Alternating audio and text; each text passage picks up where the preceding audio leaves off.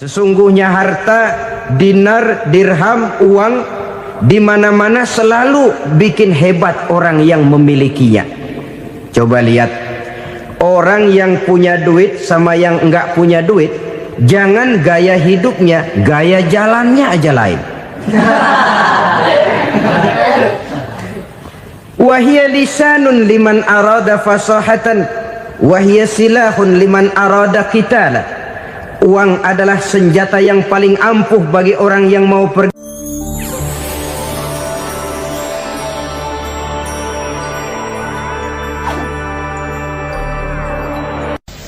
Bapak-bapak, ibu-ibu, saudara-saudara kaum muslimin rahimakumullah. Murai di dahan dan kokok ayam di kandang. Dunia ini penuh dengan berbagai macam kesibukan. Sejak dari petani yang turun ke ladang, pedagang yang berangkat ke pasar, pelajar yang menuju sekolah, sampai kepada pegawai yang berangkat ke kantor, seluruhnya tidak lain untuk mencari sesuatu yang bernama bahagia. Setiap orang menginginkan kebahagiaan, dan tidak seorang pun menginginkan kesengsaraan dalam kehidupan ini. Namun nyatanya tidak setiap orang yang ingin bahagia mengetahui jalan yang harus ditempuhnya untuk sampai kepada kebahagiaan itu. Maka pada kesempatan pertemuan kali ini, saya ingin menyampaikan sebuah hadis dari junjungan kita baginda Nabi besar Muhammad sallallahu alaihi wasallam yang termuat dalam kitab Mukhtarul Ahadits An-Nabawiyah, di mana beliau bersabda, Arba'un min sa'adatil mar'i. Ada 4 perkara yang merupakan tanda dari orang bahagia. Saya mau tanya, di antara saudara-saudara yang hadir di sini, apa ada yang kepengen jadi orang sengsara? Ya. Seluruhnya tentu ingin mendapatkan kebahagiaan. Maka menurut resep dari Nabi kita, tanda orang bahagia itu 4. Jadi kalau saudara ingin bahagia, harus mempunyai 4 perkara ini. Yang pertama, orang bahagia itu kata Nabi, darun wasi'un. Punya rumah biar bagus asal gede. Enak ngaturnya. Daripada sudah punya rumah kecil, adanya di pinggir kali, gubuk, kalau hujan bocor, miring lagi, kiamat. Loh, kalau gitu Islam materialis dong.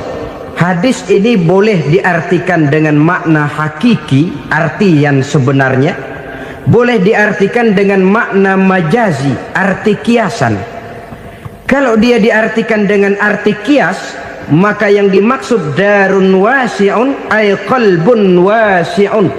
Rumah yang luas tidak lain daripada hati yang lapang. Karena di situ kunci kebahagiaan yang sebenarnya. Walaupun kita cuma tinggal di petak berukuran 2 kali 3 meter, kalau hati kita luas-luas rasanya rumah itu. Tapi biar rumah kita halamannya saja puluhan ribu hektar, ada kolam renangnya, kamar tidurnya tidak lagi terhitung. Kalau hati yang menempati rumah itu sempit, maka akan terasa sempit jugalah rumah itu. Tempat bergantungnya tidak lain adalah hati. Marilah kita mencoba melihat berbagai pandangan orang tentang bahagia ini. Ada orang menyangka bahwa bahagia itu kalau dia mendapatkan harta yang sebanyak-banyaknya.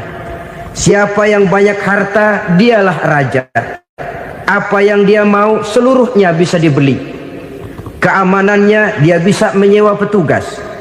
Seluruh fasilitas untuk menyenangkan kehidupannya bisa dibeli. Pendeknya, hartalah segala-galanya dalam kehidupan.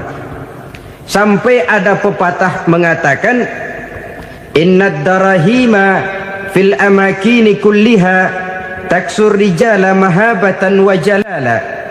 Sesungguhnya harta, dinar, dirham, uang di mana-mana selalu bikin hebat orang yang memilikinya. Coba lihat, orang yang punya duit sama yang enggak punya duit, jangan gaya hidupnya, gaya jalannya aja lain. Wahia lisanun liman arada fasahatan, wahia silahun liman arada qitala. Uang adalah senjata yang paling ampuh bagi orang yang mau pergi perang, dan lidah yang paling fasih bagi orang yang mau bicara.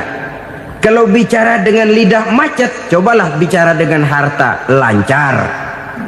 Sampai ada pepatah demikian, segalanya bisa diatur dengan harta. Maka di kalangan orang yang berpandangan semacam itu, seluruh kegiatan hidupnya hanya terfokus kepada bagaimana mengumpulkan harta yang sebanyak-banyaknya. Tidak peduli halal haram, tidak kenal sore pagi siang dan malam, tidak sempat sujud, jauh dari agama, jauh dari kehidupan yang bersifat ruhaniyah, jauh dari Allah dan sebagainya. Sampai dalam Al-Quran dikelompokkan dalam kelompok yang dinamakan lumazah. Allazi jama'a malahu wa'addadah yahsabu anna malahu akhladah. Mereka mengumpul-ngumpulkan harta sebanyak-banyaknya dan menyangka bahwa harta yang banyak itu dapat mengekalkan hidupnya, mengekalkan kekayaannya, mengekalkan kebahagiaannya. Saudara hadirin yang berbahagia, kalau pandangan hidup ini benar, artinya kalau harta memang merupakan satu-satunya hal yang dapat membuat orang bahagia, tentu di rumah mewah tidak akan pernah ada tangis derita. Tentu di satu tempat di mana fasilitas hidup serba menunjang tidak ada yang namanya penderitaan. Tapi suka dan duka, sedih dan gembira, senyum dan tawa adalah milik setiap orang, baik dia punya harta maupun dia tidak punya harta. Nyatalah bahwa harta semata-mata bukan merupakan jaminan bahwa orang akan bahagia, walaupun tanpa harta orang sulit untuk bahagia. Saya mau cerita, ada orang super kaya, namanya Aristotle Onassis, raja tanker Yunani. Dia punya kapal tanker saja konon sampai 11 banyaknya. Punya perusahaan penerbangan yang disebut Olympic Airlines. Punya hotel di berbagai kota besar di dunia ini, sejak dari New York, London, Paris, Rome dan sebagainya. Bahkan punya pulau yang dia namakan Pulau Scorpio. Ini kan namanya sudah kaya nggak tanggung-tanggung, punya pulau. Nah, dia punya 2 orang anak, yang satu laki-laki namanya Alexander, yang satu perempuan namanya Maria Onassis. Seluruh harapannya tertumpah kepada anak lakinya Alexander ini, yang akan meneruskan usahanya, meneruskan kekayaannya, meneruskan dinastinya. Apa yang terjadi? Ternyata anak yang dia harapkan yang bernama Alexander ini mati muda dalam kecelakaan pada waktu dia olahraga. Apa olahraganya? Namanya olahraga anak orang kaya, golongan jet set. Olahraganya olahraga pesawat terbang. Jatuh, ya nggak kapungut, habis mati. Tinggal satu anak perempuannya, Maria Onassis. Tapi anak perempuan ini juga malah urakan. Terakhir dia pacaran, bahkan kemudian kawin sama orang Rusia. Rupanya Aristotle Onassis ini broken. Kekayaannya yang berlimpah ruah, perusahaannya yang begitu banyak, siapa yang akan meneruskan? Siapa yang akan menggantikan? Sampai kemudian dia mengurung diri di Pulau Scorpio dan mati di sana secara mengenaskan. Seorang multi jutawan, seorang yang super kaya, mati menyendiri di pulau sepi. Ibarat kata pepatah, anak ayam mati di lumbung. Bukan kekurangan makanan, keurugan makanan. Begitu kehidupan Aristotle Onassis. Dan banyak orang-orang yang sudah demikian kaya sampai dibingungkan oleh kekayaannya sendiri. Telusurilah kehidupan David Rockefeller misalnya, Henry Ford misalnya, Adnan Khashoggi misalnya. multi jutawan yang kadang-kadang dibuat keder oleh kekayaannya sendiri. Pantas ketika Imam Ali ditawarkan orang, "Ya Ali, kalau kepadamu disuruh pilih ilmu atau harta, kau pilih mana?" Ya jelas pilih ilmu dong. Kenapa? Pertama, ilmu kalau kita berikan kepada orang lain tambah, tapi harta kalau kita berikan kepada orang lain kurang. Saudara punya uang 10.000, dibagi orang 5.000, jelas uang saudara berkurang. Tapi saudara punya ilmu diberikan kepada orang lain bisa, saudara pun makin mantap. Tidak lantas jadi bodoh karena ngajarin orang. Saudara bisa Fatihah lalu mengajarkan orang Fatihah, orang bisa, saudara pun makin hafal. Tidak lantas setelah diajarin orang ilmunya hilang. Begitu datang dia minta orang, "Tolong ajarin saya Fatihah," udah habis, nggak ada.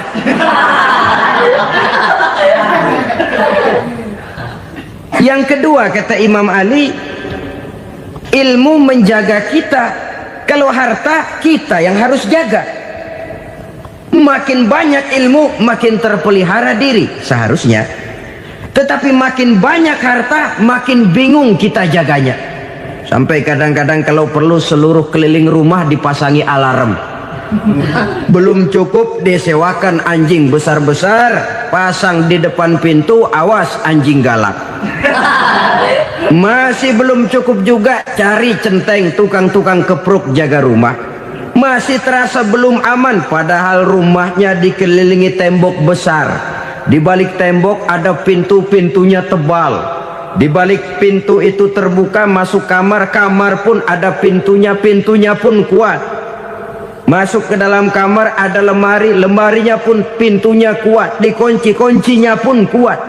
Tapi terhadap seluruhnya yang timbul cuma sekedar was-was saja.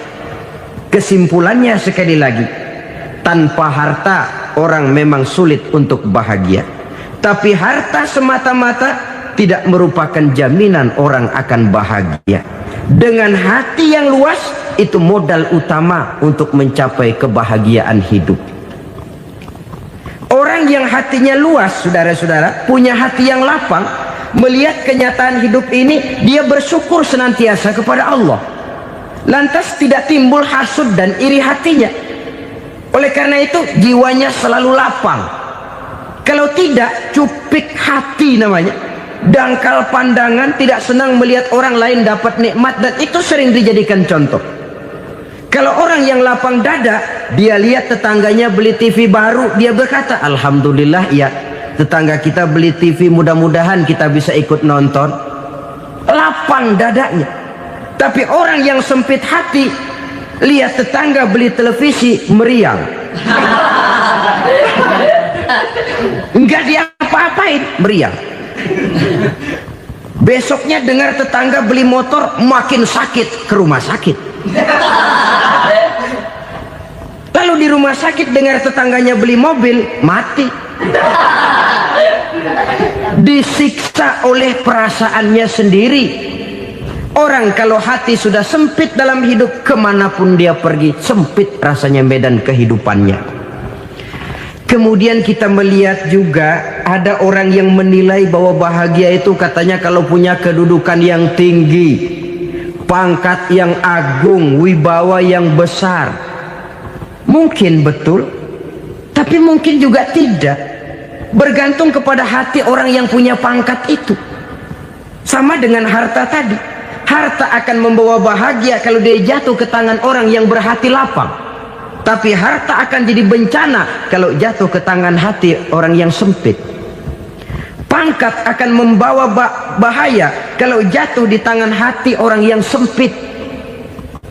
Lebih dari itu, kenyataan mengajarkan kepada kita bahwa ternyata pangkat dan jabatan tidak selamanya memberikan kebahagiaan dalam kehidupan. Bahkan resikonya kelewat besar. Beberapa bukti kita bisa ambil dari para pemimpin dunia yang menjadi korban lantaran pangkat dan jabatan yang disandangnya. Saudara ingat Presiden Abraham Lincoln dan John Kennedy dari Amerika? Dibunuh orang. Park Chung-hee dari Korea Selatan Ziaur Rahman dari Bangladesh, Anwar Sadat dari Mesir, terakhir Indira Gandhi dari India, menjadi korban dari pangkat dan jabatan yang disandangnya dari orang-orang yang tidak senang dia memegang jabatan itu. Dia akan mudah mengundang bencana, sehingga pantas kalau seorang presiden terkemuka Amerika, Harry Truman namanya, dia mengatakan jabatan presiden itu, kata dia, seperti orang nunggang macan, naik macan, harus kita taiki, kalau enggak dia bakal nerekam kita, ngeri katanya. Adapun orang yang hatinya lapang, kalau dia menerima pangkat dan jabatan, dianggapnya itu satu kesempatan untuk berbuat baik. Tapi orang yang berhati sempit, menerima pangkat dan jabatan, bukan kadang-kadang menerima, malah berusaha setengah mati mencapai dengan segala cara. Kalau perlu jilat atas, jilat atas. Jadi golongan sumuhun dawu. Jadi kelompok kulon nuwun, yes sir, yang kerjanya cuma oke bos. Kalau perlu jilat atas, jilat atas. Kalau perlu injak yang bawah, injak yang bawah. Perlu sikut kiri kanan, sikut kiri kanan. Yang penting pangkat dapat, jabatan dapat. Orang yang semacam ini, kalau sudah mempunyai pangkat dan jabatan, biasanya dia tidak menganggap itu sebagai amanah, tidak menganggap sebagai kesempatan berbuat baik, tapi malah kesempatan untuk memperturutkan hawa nafsunya yang dilatar belakangi oleh kesempitan hatinya tadi.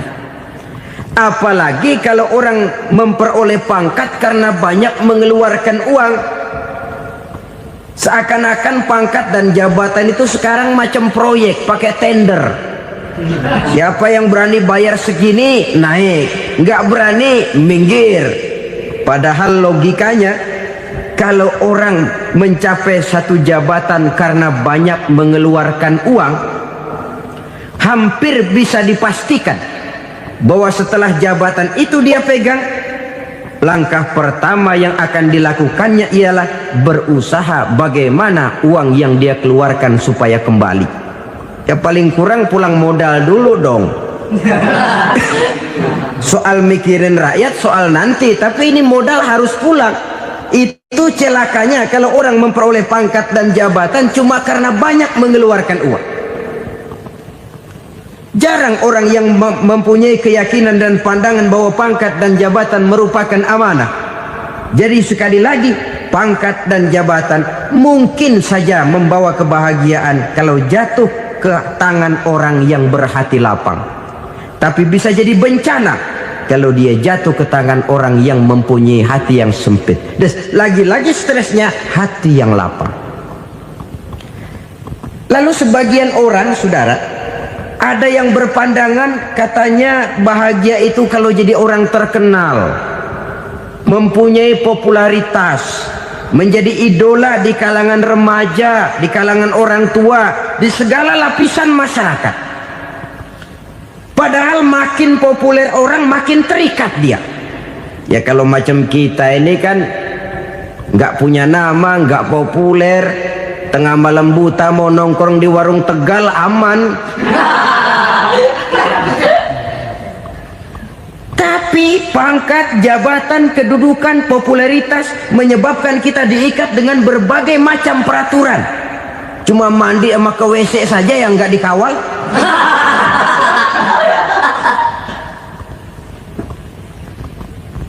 Benarkah popularitas, ketenaran membawa kebahagiaan? Mungkin ya, tapi mungkin juga tidak. Kenapa? Banyak orang-orang populer yang mengakhiri hidupnya secara tragis. Kita ambil beberapa nama.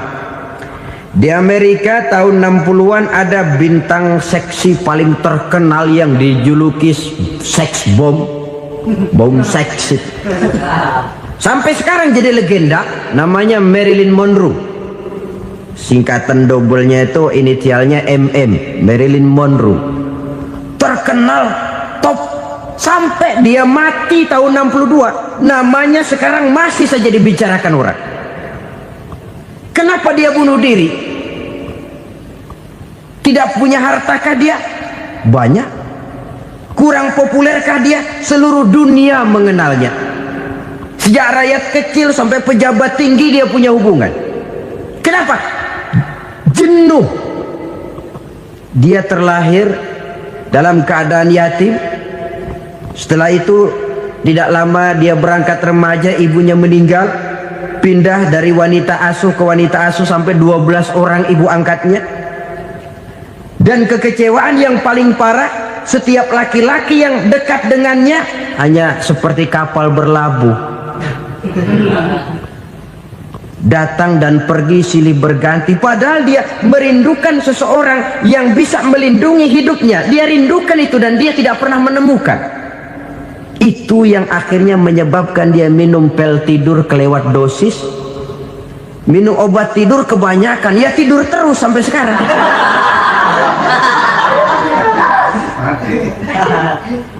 Dia mengakui, saya telah memiliki ketenaran, tapi saya tidak pernah hidup dalam ketenaran itu. Saya pandai main sandiwara, tapi saya ingin hidup dalam alam yang real sebagaimana umumnya orang. Itu yang dia rindukan. Menyusul jejak yang namanya Marilyn Monroe ini, Billie Holiday, saudara kenal tentu. Di rumah sakit dirawat. Dia juga minum obat overdosis, mati lagi. Jimi Hendrix minum obat tidur overdosis kelewat batas, mati lagi. Lalu yang menghanyutkan diri di danau, Janis Joplin dan Brian Jones. Ini orang-orang populer, orang-orang terkemuka yang mengakhiri hidup secara tragis, bukan karena tidak terkenal, mungkin karena sudah saking terkenalnya. Contoh paling belakangan, Bruce Lee. Wah, ini tukang-tukang kepruk tentu kenal siapa dia. Sampai sekarang pun tabir kematiannya masih merupakan misteri. Dan yang masih hidup juga menunjukkan gejala yang aneh. Michael Jackson, rumahnya di Beverly Hills itu dijaga sedemikian rupa, dan dia selalu curiga kepada setiap makanan harus steril, bersih dari segala macam kimia. Kemana dia pergi, itu tukang-tukang kepruk sudah selalu menjaga dan mengawal, dan dia seakan takut menunjukkan mukanya yang asli. Hingga kalau tampil ke tengah di luar show, dia kadang memakai pakaian yang tidak menunjukkan dia yang sebenarnya, takut dikenali orang. Ternyata popularitas sering jadi momok yang meracuni kehidupan manusia. Oleh karena itu, benarlah junjungan kita pada saat beliau mengajarkan orang akan bahagia kalau dia mempunyai hati yang lapang. Nah, sekarang masalahnya untuk mendapatkan hati yang lapang, caranya bagaimana? Kita kembali kepada konsep Quran. Allah mengajarkan, ala inna bi dzikrillahi tatmainnul qulub. Ketahuilah bahwa dengan banyak mengingat Allah, hati akan tenang, jiwa akan lapang. Dengan kata lain, dekat dengan agama, merasakan kehadiran Allah dekat dalam hidup. Itu muara pertama untuk mencapai hati yang lapang. Ala inna bi dzikrillahi tatmainnul qulub. Jangan macam orang sekarang ingin mendapatkan ketenangan lalu tapak di puncak gunung, di gua-gua, di tempat sepi. Iyalah kalau nggak ada ular. Kalau tergigit ular berbisa, ketenangan belum, mati jelas itu. Islam positif untuk mendapatkan ketenangan. Ala inna bi dzikrillahi tatmainnul qulubi. Bahwa ketahuilah bahwa dengan banyak mengingat Allah, hati akan tenang, jiwa akan lapang, nuansa pikiran akan luas. Karena yang namanya bahagia ada dimanapun manusia berada. Di kampung ada bahagia, di kota ada bahagia, di ngarai, di lembah, di gunung, di hutan, di lautan, di angkasa luar, dimanapun bahagia itu ada kalau kita bermodalkan hati yang lapang ini. Dan hati akan lapang kalau kita dekat dengan agama. Dekat dengan harta buat sementara hati mungkin tenang, tapi ketenangan yang relatif dan temporer. Apalagi orang tiap kali tambah harta, tiap kali tambah rencana, itu wajar. Mungkin sebelumnya saudara berpikir, kalau punya duit 5.000 enak nih. Begitu punya duit 5.000, aduh sayang kalau 10.000 aja. Tiap kali tambah harta, tiap kali lain rencana. Makin banyak rencana, makin menjauhkan kita dari yang namanya ketenangan. Padahal ketenangan merupakan unsur utama untuk mencapai bahagia.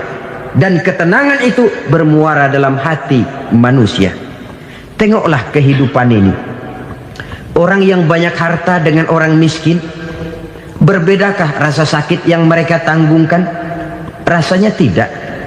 Walaupun si kaya tidur di kasur empuk berselimutkan sutra mahal, sementara si miskin meringkuk di balai bambu yang keras dan kasar.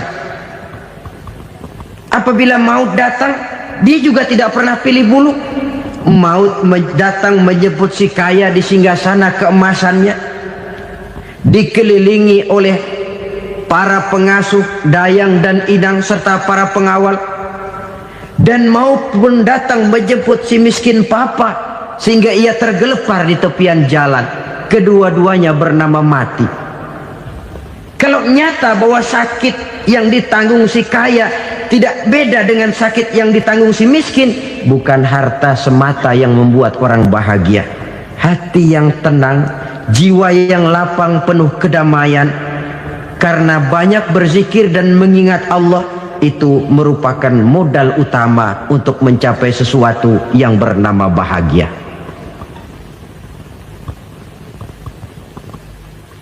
Saudara hadirin yang saya hormati, inilah yang pertama dari 4 ciri yang digambarkan oleh Nabi tentang tanda-tanda orang bahagia. Dan harus berangkat dari yang pertama ini, hati yang lapang. Ini yang harus kita miliki lebih dahulu, baru nanti akan menyusul kepada poin yang ketiga, kedua, dan selanjutnya. Sebab kalau hati sudah terisi dengan jiwa yang lapang, seluruh persoalan insya Allah akan bisa kita atasi dengan sebagaimana mestinya. Yang kedua sekarang, tanda orang bahagia menurut baginda Nabi, markabun syariah. Orang bahagia itu, kata beliau, punya kendaraan biar cepat asal lancar. Artinya kemana dia mau pergi mudah. Apa maksud hadis ini? Kalau kita kaji lebih dalam, kendaraan itu kan alat transportasi.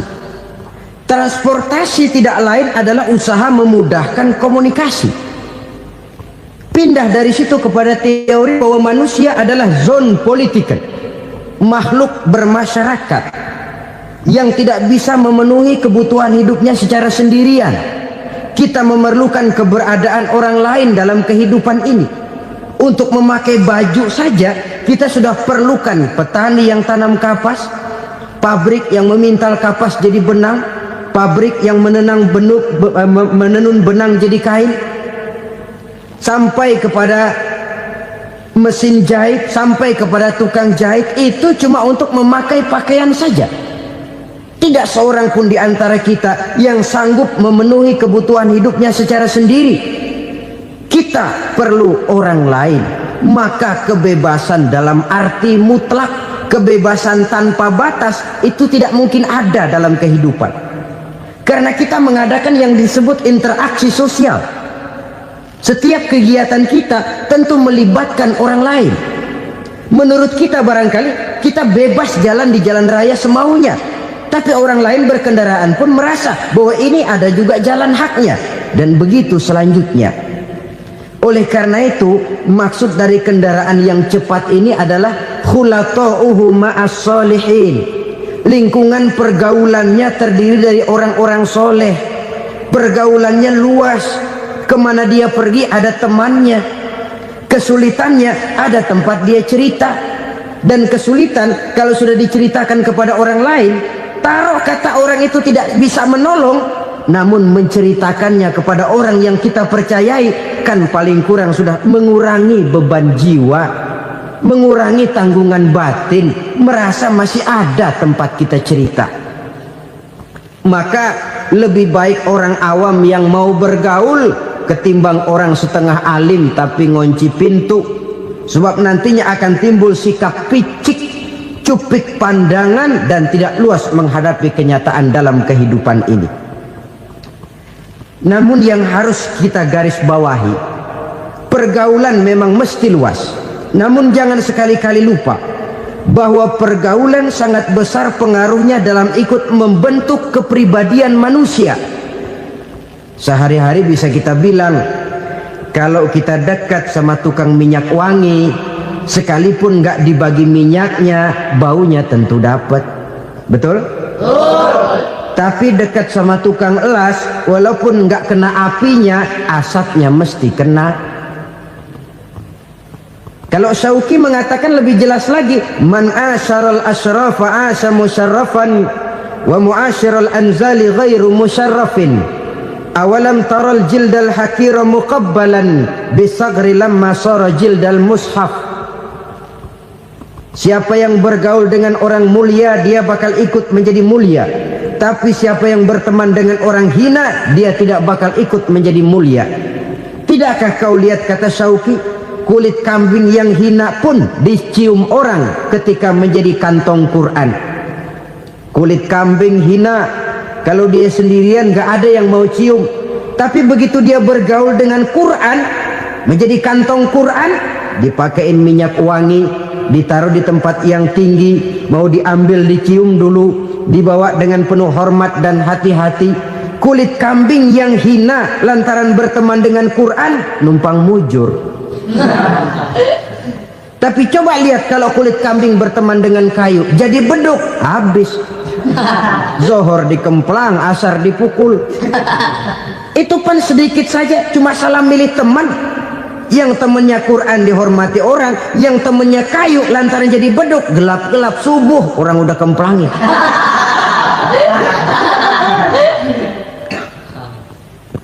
Maka terutama kepada adik-adik remaja yang masih mencari identitas diri, yang ibarat kaset masih kaset kosong, mudah diisi oleh apapun, pandai-pandailah memilih teman dalam bergaul. Karena banyak orang yang tadinya baik-baik, ketika terseret dalam pergaulan dengan orang yang tidak baik, kebaikannya menjadi lentur dan luntur. Tapi berapa banyak bajingan-bajingan tengik, orang-orang yang berlumur noda dan dosa, tiap hari melakukan maksiat, namun bergaul dengan orang yang baik-baik, pada akhirnya sedikit demi sedikit beringsut dan berangsur dia terbiasa mengikuti kebaikan-kebaikan. Saya tekankan ini kepada remaja karena mereka masih mencari identitas diri. Apa yang mereka lihat mereka mau, apa yang mereka dengar mereka ingin tahu. Coba lihat kehidupan remaja.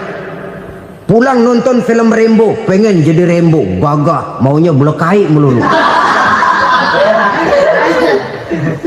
Pulang nonton film Superman, pengen bisa terbang. Pulang nonton India, nyanyi melulu. Wajar, mereka masih mencari identitas diri. Saya ini sebenarnya siapa? Lingkungan, pergaulan akan membentuk itu. Karena itu pandai-pandailah bergaul, karena ia sangat besar pengaruhnya dalam ikut membentuk kepribadian manusia. Apalagi sifat yang jelek lebih cepat menularnya ketimbang sifat yang baik. Sifat yang baik, watak yang soleh itu lambat sekali untuk menular. Tapi yang tidak baik, kan prosesnya mah kalau remaja biasanya mula-mula dengar. Karena dengar lalu pengen tahu. Karena pengen tahu lalu ngeliatin. Begitu ngeliatin kan pengen nyobain. Setelah nyobain ketagihan. Nah, ini prosesnya. Yang namanya ganja, morfin, narkotik, awalnya kan begitu. Mula-mula dengar, katanya kalau sudah fly to the sky, sudah melayang ke langit, katanya disitulah puncak kebahagiaan. Mulanya cuma dengar.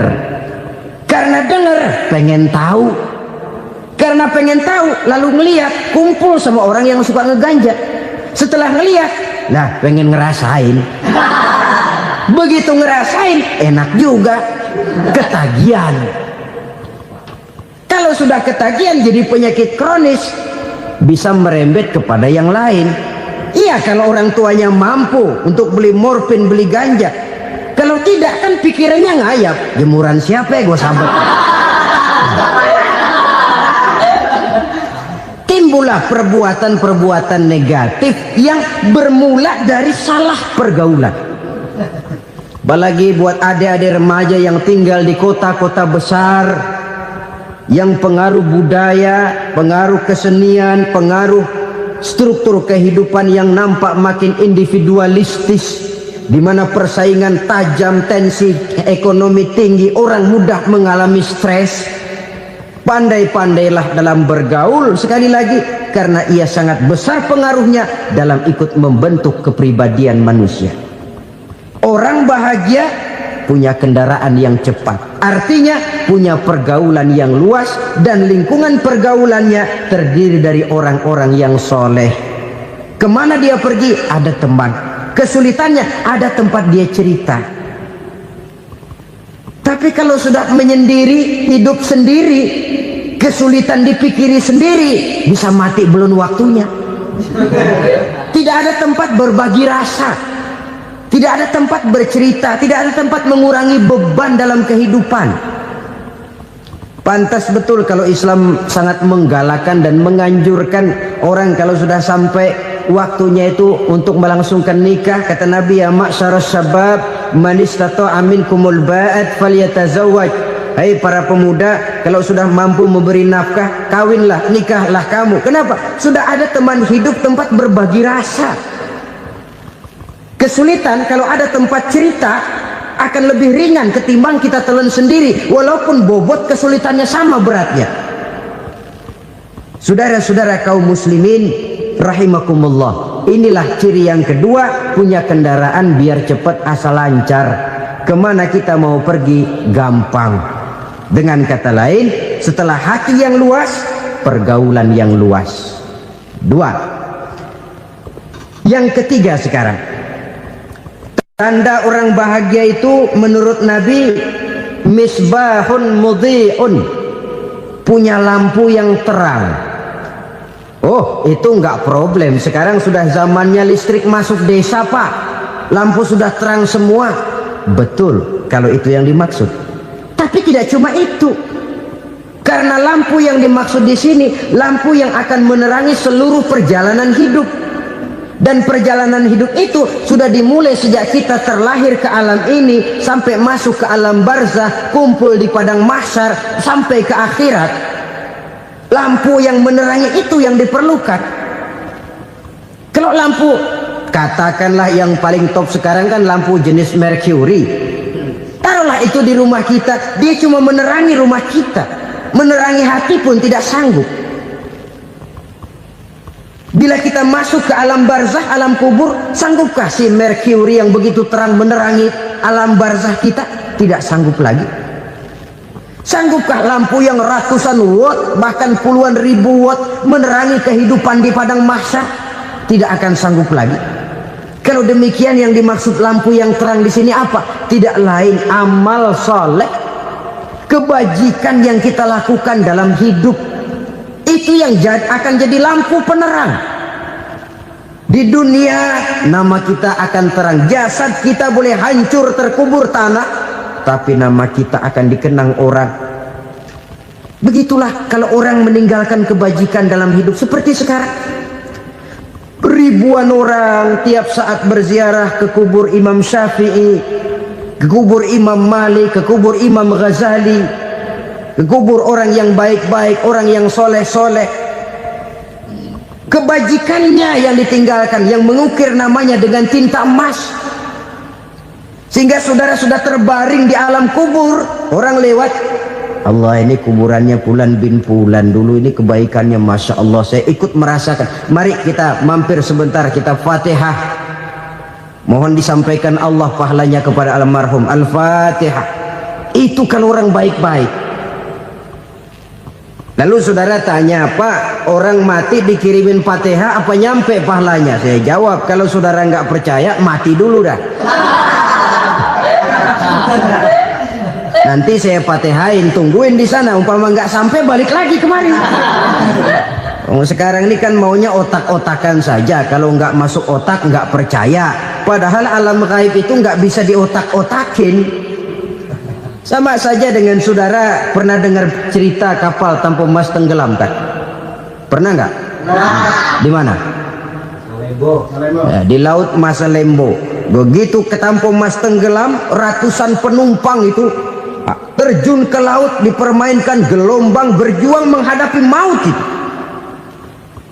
Orang lagi timbul tenggelam di lautan, dihantam ombak, kita tengokin pakai helikopter. Pak, lagi timbul tenggelam ya? Iya, tolongin. Jangan khawatir Pak, nih saya kirim intan Pak, harganya 10 juta. Kira-kira orang yang timbul tenggelam di laut seneng nggak? Ya.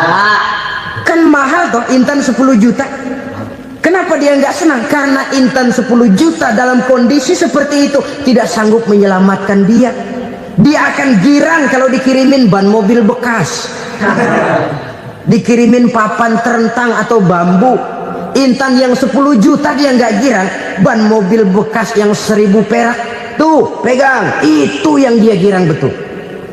Inilah sebabnya Nabi berkata, mal mayyitu fi qabrihi illa kal ghariqil mutaghawwis. Orang yang meninggal di alam kuburnya seperti orang timbul tenggelam di lautan. Yantaziru da'watan min ahli, menunggu doa dari keluarganya yang masih hidup. Duh, bapak saya sudah meninggal, saya sayang benar sama dia. Kirimin kulkas ke kuburannya Itu sama saja dengan tadi orang tenggelam di lautan dikirimi intan yang harganya 10 juta, ndak sampai. Begitulah kalau kebajikan yang kita tinggalkan dalam hidup, sudah mati pun kubur kita masih diziarahi orang. Tapi kalau jahat yang kita tinggalkan, boro-boro lah orang mau doa lewat dekat kuburan kita juga serem. Tuh bajingan no, dulu mati dipendem di situ tuh. Jangan lewat situ, ntar kesurupan, jangan. Lewat saja orang ngeri. Konon lagi membacakan Fatihah dan mengirimkan doa. Hidup pada hakikatnya adalah kesempatan untuk berbuat baik. Maka sekali kesempatan itu diberikan, manfaatkan dengan sebaiknya. Sebab kesempatan kedua tidak akan pernah ada. Kesempatan berbuat baik di sini, di akhirat sudah pembalasan namanya. Sekali kesempatan itu dicabut, dia tidak akan pernah dikembalikan lagi. Kata Iqbal, hidup tidak mundur ke belakang, Bung. Berhenti diinjak orang, mundur hancur. Tidak ada kata mundur dalam hidup ini. Berhenti diinjak orang, mundur kecebur. Tidak ada kata lain, harus maju dalam kehidupan dalam artian yang positif. Hidup adalah kesempatan untuk mengumpulkan kebajikan yang sebanyak-banyaknya. Di situ nilai daripada manusia. Sekarang ini memang nggak kelihatan kok, orang yang banyak pahala sama yang banyak dosa nggak kelihatan kok. Barangkali kalau habis bikin dosa palanya pada benjol, mungkin orang takut sama dosa. Tapi sekarang sama saja, orang yang banyak dosa dengan yang nggak banyak dosa jalan bareng dari belakang, sama, nggak kelihatan beda. Tapi ada waktunya di mana pahala memegang peranan, di mana dosa diperlihatkan. Sama saja kalau kita bawa mobil siang, lampu kan nggak begitu berfungsi. Apa lalu bilang, alah ini lampu berat-beratin, copot-copotin aja dah. Tidak perlu begitu. Kenapa? Pada satu saat malam senja akan datang. Bila matahari terbenam, senja pun datang, gelap mulai merayap, disitulah baru terasa perlunya lampu. Pahala begitu. Sekarang orang yang nggak ada pahalanya nggak kelihatan dalam kehidupan. Tapi pada satu saat senja kehidupan akan datang. Ajal merenggut nyawa, malam merayap, dan hidup mulai diliputi kegelapan di alam barzah. Dikala itu kalau nggak punya lampu, alangkah malangnya kita. Sebab amal yang baik, kata Nabi, di alam barzah itu akan diciptakan menjadi perempuan yang cantik menemani kita. Amal yang jahat akan menjadi orang yang paling jelek nemenin kita. Sudah di tempat gelap yang nemenin jelek.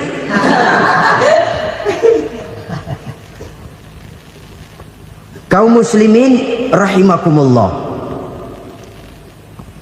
Kalau demikian masalahnya, tergantunglah kita pandai memanfaatkan waktu. Al-waktu kasayf.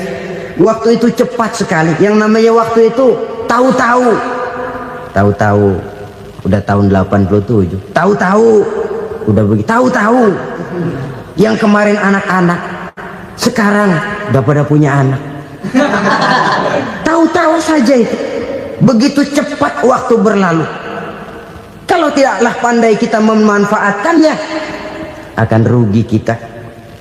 Nabi bersabda, man kana yaumuhu khairun min amsihi fahuwa rabih. Barang siapa yang hari ini lebih baik daripada hari kemarin, itu orang untung. Hari ini lebih baik daripada kemarin. Bulan ini lebih baik dari bulan kemarin. Tahun ini lebih baik dari tahun kemarin. Itu orang yang beruntung. Tahun kemarin sembahyangnya maghrib doang, sekarang udah tambah isya. Tahun kemarin cuman Idul Fitri aja ngancem bener, sekarang udah tambah Jumat, lalu tambah lagi maghrib, tambah lagi isya, dan selanjutnya. Hari ini lebih baik daripada kemarin, itu orang yang beruntung. Wa man kana yaumuhu mislu amsihi fahuwa khasir. Lalu barang siapa yang hari ini sama saja dengan hari kemarin, itu orang rugi. Hari ini sama dengan kemarin, rugi itu. Bulan ini begitu, bulan kemarin begitu, tahun ini begitu, tahun lalu juga begitu. Rugi itu orang. Rugi apa? Rugi umur. Umur tambah, amalan gak pernah tambah. Dan saya pikir lebih merupakan azab ketimbang nikmat kalau orang dikasih panjang umur cuma untuk numpuk dosa. Mending mana? Panjang umur banyak dosa sama pendek umur dikit dosa? Mending mana? Mending mana?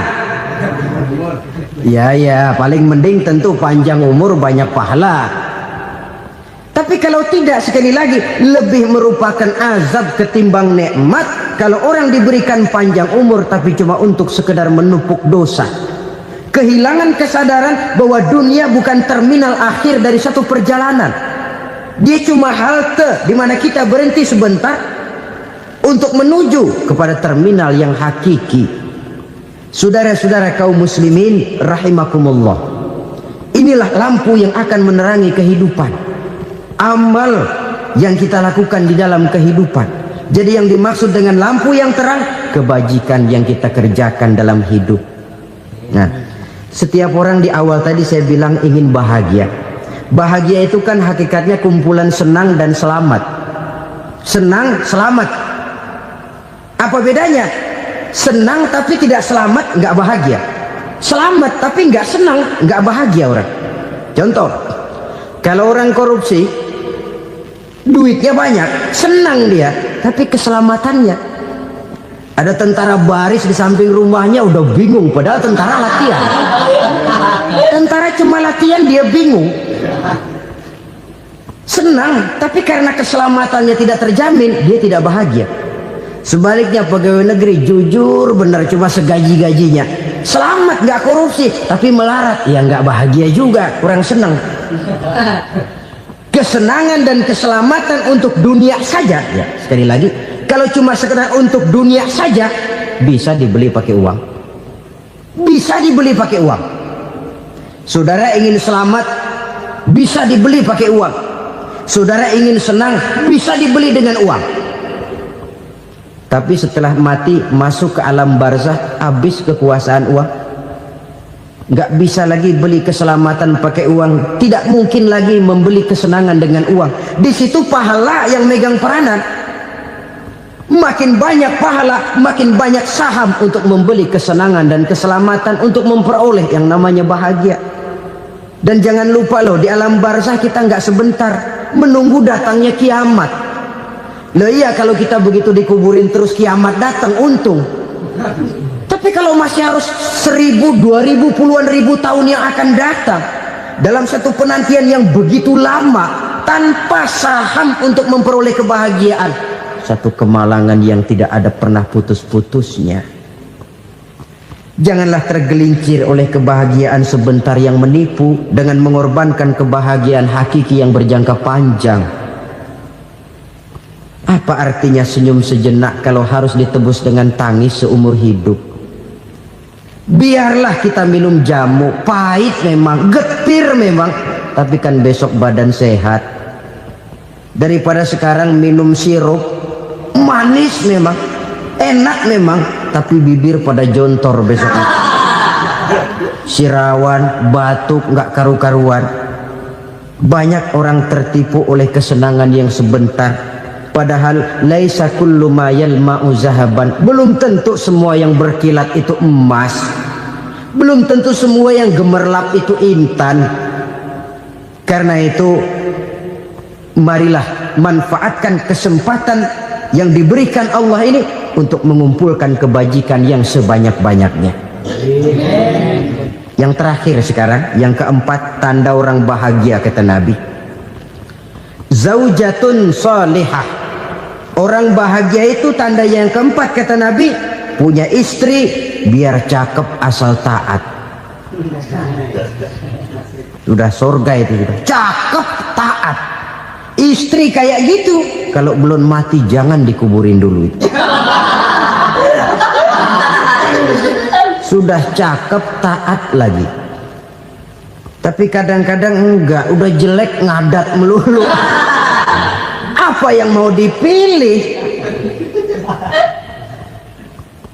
Sebab itu Quran mengatakan istri pakaian untuk suami, suami pakaian untuk istri. Kenapa suami istri diibaratkan pakaian? Alangkah tingginya gaya bahasa Quran ini. Suami istri teman hidup, hidup perjalanan panjang. Sejak kita dalam rahim sudah ada hidup kan di sini. Sampai ke alam dunia, masuk ke alam barzah, kumpul di padang mahsyar, sampai menuju akhirat, itu perjalanan hidup. Carilah istri atau suami teman hidup yang membawa manfaat tidak hanya kehidupan di dunia ini, sampai di alam barzah, sampai di padang mahsyar. Suaminya mungkin meninggal lebih dulu atau istrinya mungkin meninggal lebih dulu, tapi suami atau istri yang masih hidup berbuat kebajikan. Suami saya meninggal, ada hartanya, saya sedekahkan, niat pahala untuk almarhum suami saya. Ini teman hidup, tidak dibatasi dan tidak bisa dipisahkan oleh maut sekalipun. Zohirnya mungkin pisah, badannya mungkin pisah, tapi hatinya, jiwanya, kebersamaannya dalam menghadapi kehidupan. Karena itu saudara-saudara, bahasa Quran indah. Suami istri diibaratkan seperti pakaian. Apa fungsi pakaian? Pertama, pakaian jadi kebanggaan. Artinya suami harus menjadi kebanggaan istri, istri harus jadi kebanggaan suami. Yang kedua, pakaian itu kan fungsinya menutup aurat. Artinya sesama suami istri harus saling menjaga kekurangan masing-masing. Jangan malah sesama suami istri saling membongkar rahasia dan aibnya sendiri-sendiri. Istrinya diceritain jeleknya di mana-mana, atau suaminya dibongkar rahasianya di pasar umum. Itu sudah tidak lagi berfungsi sebagai pakaian. Kenapa semua ini diperlukan? Karena kita menyadari bangsa yang baik terdiri dari masyarakat yang baik. Masyarakat yang baik merupakan susunan dari warga yang baik. Warga yang baik adalah terdiri dari rumah tangga yang baik. Dan rumah tangga yang baik merupakan susunan dari pribadi yang baik. Dari situ langkah dimulai. Membangun satu bangsa yang baik diawali dengan membangun rumah tangga yang baik, dengan menciptakan pribadi-pribadi yang baik. Sehingga dari sini diharapkan berkembanglah nilai-nilai kebaikan. Orang akan bahagia mempunyai istri yang soleh. Kenapa? Tidak ada seorang suami bisa sukses jadi apapun dia, apapun profesinya. Dokter kah, kiai kah, mubalik kah, petani kah, pengusaha kah, pejabat tinggi kah. Tidak ada seorang suami yang bisa sukses tanpa peran serta istrinya. Walaupun memang peranan itu tidak begitu kelihatan, tapi sangat menentukan. Karena itu, saudara hadirin yang saya hormati, Islam sangat menghargai kaum wanita, memberikan kedudukan yang tinggi sepanjang tidak mematikan kodrat kewanitaannya.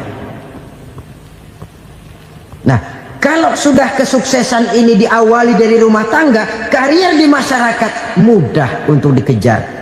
Tapi keberantakan di rumah tangga merupakan kegagalan pertama di tempat lain. Sesungguhnya harta, dinar, dirham, uang di mana-mana selalu bikin hebat orang yang memilikinya.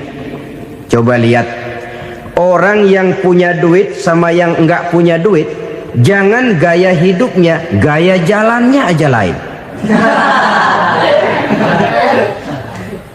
Wahia lisanun liman arada fasahatan, wahia silahun liman arada qitala. Uang adalah senjata yang paling ampuh bagi orang yang mau pergi.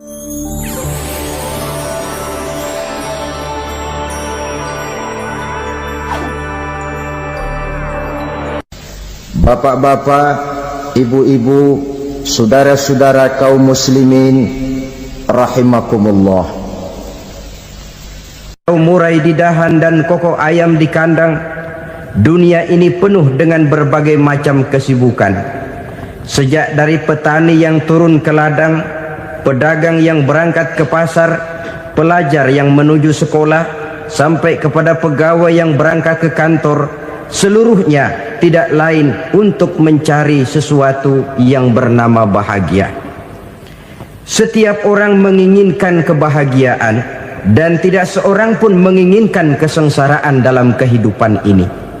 Namun nyatanya tidak setiap orang yang ingin bahagia mengetahui jalan yang harus ditempuhnya untuk sampai kepada kebahagiaan itu.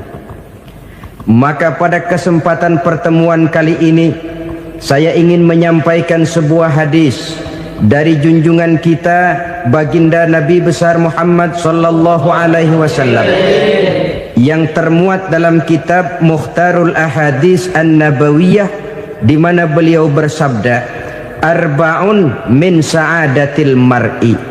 Ada 4 perkara yang merupakan tanda dari orang bahagia.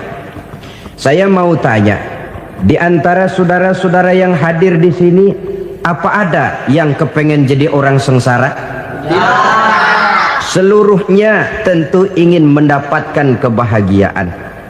Maka menurut resep dari Nabi kita, tanda orang bahagia itu 4. Jadi kalau saudara ingin bahagia, harus mempunyai 4 perkara ini. Yang pertama, orang bahagia itu kata Nabi, darun wasi'un. Punya rumah biar bagus asal gede. Enak ngaturnya, daripada sudah punya rumah kecil adanya di pinggir kali, gubuk, kalau hujan bocor, miring lagi, kiamat. Loh, kalau gitu Islam materialis dong. Hadis ini boleh diartikan dengan makna hakiki, arti yang sebenarnya, boleh diartikan dengan makna majazi, arti kiasan. Kalau dia diartikan dengan arti kias, maka yang dimaksud darun wasi'un ay qalbun wasi'un. Rumah yang luas tidak lain daripada hati yang lapang. Karena di situ kunci kebahagiaan yang sebenarnya. Walaupun kita cuma tinggal di petak berukuran 2 kali 3 meter, kalau hati kita luas-luas rasanya rumah itu. Tapi biar rumah kita halamannya saja puluhan ribu hektar, ada kolam renangnya, kamar tidurnya tidak lagi terhitung. Kalau hati yang menempati rumah itu sempit, maka akan terasa sempit jugalah rumah itu. Tempat bergantungnya tidak lain adalah hati. Marilah kita mencoba melihat berbagai pandangan orang tentang bahagia ini. Ada orang menyangka bahwa bahagia itu kalau dia mendapatkan harta yang sebanyak-banyaknya. Siapa yang banyak harta, dialah raja. Apa yang dia mau seluruhnya bisa dibeli. keamanannya dia bisa menyewa petugas, seluruh fasilitas untuk menyenangkan kehidupannya bisa dibeli. Pendeknya, hartalah segala-galanya dalam kehidupan. Sampai ada pepatah mengatakan, innad darahima fil amakini kulliha taksur rijala mahabatan wa jalala. Sesungguhnya harta, dinar, dirham, uang di mana-mana selalu bikin hebat orang yang memilikinya. Coba lihat, orang yang punya duit sama yang enggak punya duit, jangan gaya hidupnya, gaya jalannya aja lain.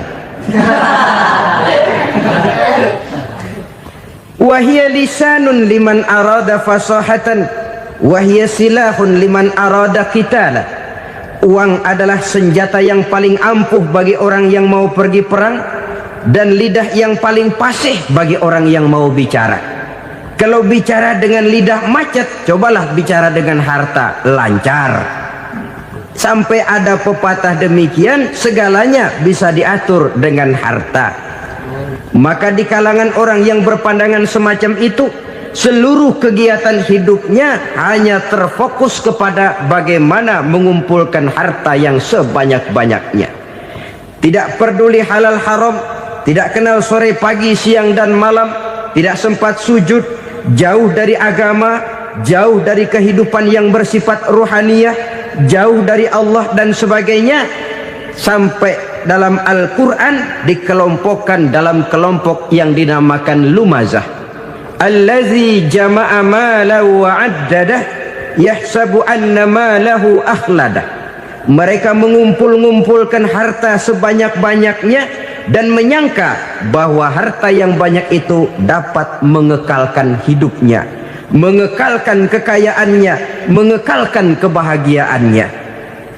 Saudara hadirin yang berbahagia, kalau pandangan hidup ini benar, artinya kalau harta memang merupakan satu-satunya hal yang dapat membuat orang bahagia, tentu di rumah mewah tidak akan pernah ada tangis derita.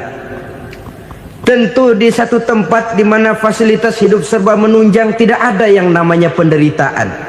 Tapi suka dan duka, sedih dan gembira, senyum dan tawa adalah milik setiap orang, baik dia punya harta maupun dia tidak punya harta. Nyatalah bahwa harta semata-mata bukan merupakan jaminan bahwa orang akan bahagia, walaupun tanpa harta orang sulit untuk bahagia. Saya mau cerita, ada orang super kaya, namanya Aristotle Onesimus, raja tanker Yunani. Dia punya kapal tanker saja konon sampai 11 banyaknya. Punya perusahaan penerbangan yang disebut Olympic Airlines. Punya hotel di berbagai kota besar di dunia ini, sejak dari New York, London, Paris, Rome dan sebagainya. Bahkan punya pulau yang dia namakan Pulau Scorpio. Ini kan namanya sudah kaya nggak tanggung-tanggung, punya pulau. Nah, dia punya 2 orang anak, yang satu laki-laki namanya Alexander, yang satu perempuan namanya Maria Onesimus. Seluruh harapannya tertumpah kepada anak lakinya Alexander ini, yang akan meneruskan usahanya, meneruskan kekayaannya, meneruskan dinastinya. Apa yang terjadi?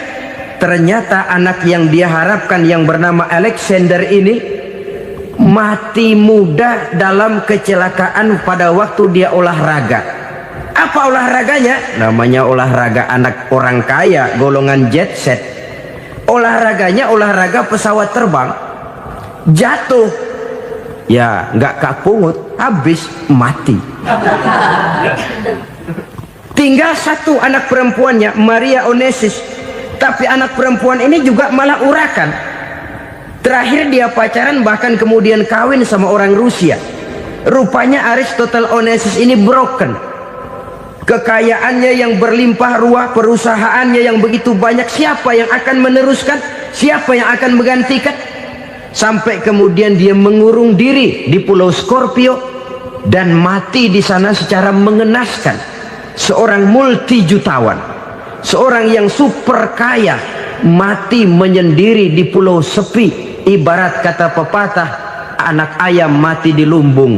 Bukan kekurangan makanan, keurugan makanan. Begitu kehidupan Aristotle Onassis.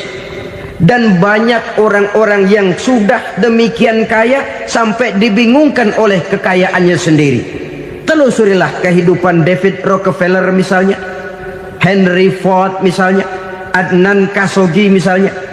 Multi jutawan yang kadang-kadang dibuat keder oleh kekayaannya sendiri. Pantas ketika Imam Ali ditawarkan orang, "Ya Ali, kalau kepadamu disuruh pilih ilmu atau harta, kau pilih mana?" Ya jelas pilih ilmu dong. Kenapa? Pertama, ilmu kalau kita berikan kepada orang lain tambah. Tapi harta kalau kita berikan kepada orang lain kurang. Saudara punya uang 10.000, dibagi orang 5.000, jelas uang saudara berkurang. Tapi saudara punya ilmu diberikan kepada orang lain bisa, saudara pun makin mantap. Tidak lantas jadi bodoh karena ngajarin orang. Saudara bisa Fatihah lalu mengajarkan orang Fatihah. Orang bisa, saudara pun makin hafal. Tidak lantas setelah diajarin orang ilmunya hilang. Begitu datang dia minta orang, "Tolong ajarin saya Fatihah." Udah habis, nggak ada.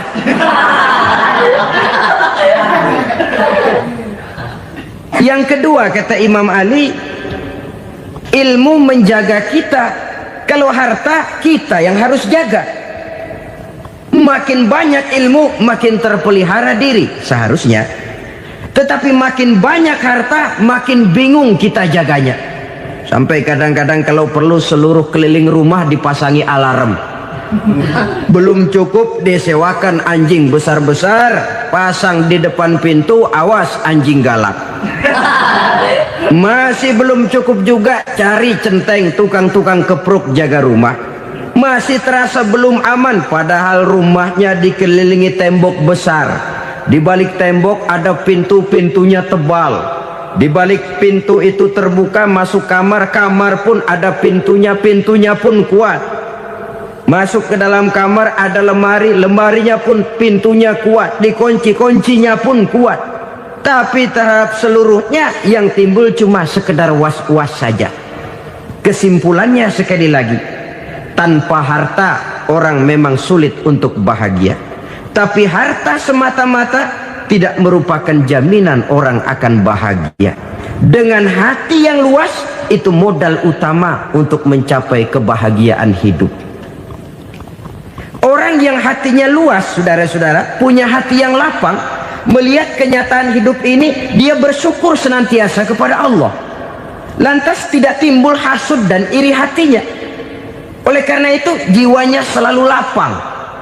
Kalau tidak, cupik hati namanya. Dangkal pandangan, tidak senang melihat orang lain dapat nikmat, dan itu sering dijadikan contoh. Kalau orang yang lapang dada, dia lihat tetangganya beli TV baru, dia berkata, "Alhamdulillah ya, tetangga kita beli TV, mudah-mudahan kita bisa ikut nonton." Lapang dadanya. Tapi orang yang sempit hati, lihat tetangga beli televisi, meriang. Enggak diapa-apain, meriang. Besoknya dengar tetangga beli motor, makin sakit, ke rumah sakit. Lalu di rumah sakit dengar tetangganya beli mobil, mati. Disiksa oleh perasaannya sendiri. Orang kalau hati sudah sempit dalam hidup, kemanapun dia pergi, sempit rasanya medan kehidupannya. Kemudian kita melihat juga ada orang yang menilai bahwa bahagia itu katanya kalau punya kedudukan yang tinggi, pangkat yang agung, wibawa yang besar. Mungkin betul, tapi mungkin juga tidak. Bergantung kepada hati orang yang punya pangkat itu. Sama dengan harta tadi. Harta akan membawa bahagia kalau dia jatuh ke tangan orang yang berhati lapang. Tapi harta akan jadi bencana kalau jatuh ke tangan hati orang yang sempit. Pangkat akan membawa bahaya kalau jatuh di tangan hati orang yang sempit. Lebih dari itu, kenyataan mengajarkan kepada kita bahwa ternyata pangkat dan jabatan tidak selamanya memberikan kebahagiaan dalam kehidupan. Bahkan resikonya kelewat besar. Beberapa bukti kita bisa ambil dari